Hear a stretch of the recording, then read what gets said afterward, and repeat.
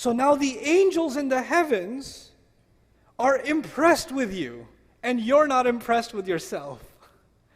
You think you're worthless. Allah says in the Quran, وَلَقَدْ كَرَّمْنَا بَنِي Adam.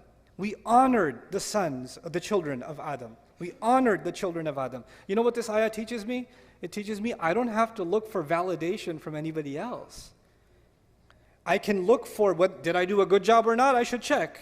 Did the food come out? You shouldn't take this lesson and say, you know what? I don't need anybody else's opinion. Now, I'm going to go home and pour all the salt into the food and then cook it and say, how does it taste? Well, I don't care about your opinion because Allah has honored me. That's not what I'm saying. That's not what I'm saying at all.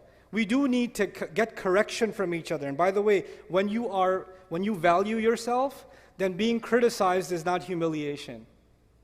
When you truly honor yourself, when you truly realize your worthiness, then you realize that if someone is criticizing me and saying, hey, you said this incorrectly, or you need to improve this, or this could be better, then they're doing me a favor to help me improve.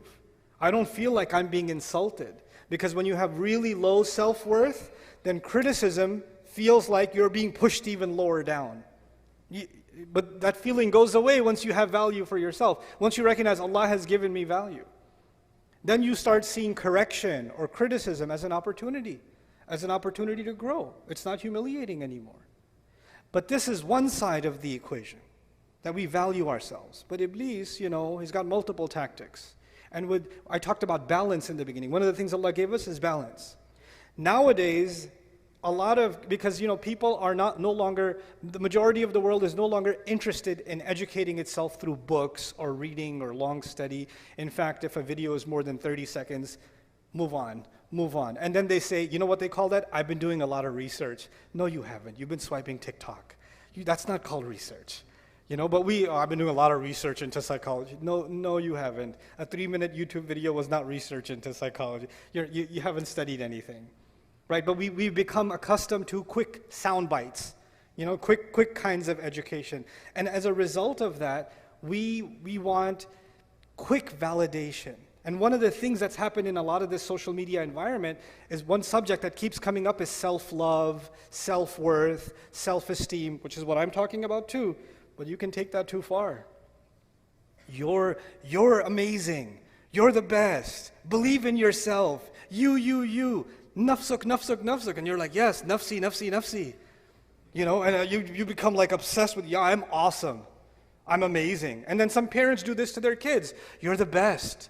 You're the best ever. You're the princess. Little 4-year-old girl. You're my princess. Everybody else is ugly. You're the prettiest. You're the best. And this little girl turns into a monster. She goes at school and she goes, the princess is here. Kiss the ring. She develops this inflated sense of self. Our worthiness before Allah is something that should make us humble. Allah gave me such a high position, I better put that to work. I want to give you this by analogy. Imagine somebody gave you didn't believe in yourself, you don't think you're that good, but you applied for a job anyway, right? You applied, they're like, I'm pretty sure they're not going to hire me. You get a call back and they want to give you the executive position, way higher. And from what you know of yourself, you're like, I'm so not qualified for this. But you get put in that position anyway. Now once you get put in that position, I want you to think about, and I want myself to think about, what's going on in my head inside? Am I thinking, the boss is here. Watch out. That's my chair. Or are you thinking, I have been given such a high position, I better live up to this. I better up my game. I better learn more.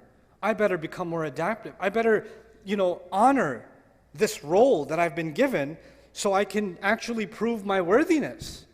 So the honor was given to you first, even before you got a chance to prove yourself. The healthy attitude would be, I need to live up to this. Like it or not, now I'm here, I better step up. You understand? On the flip side is someone who gets that position without having earned it and then says, you know what else is there to do?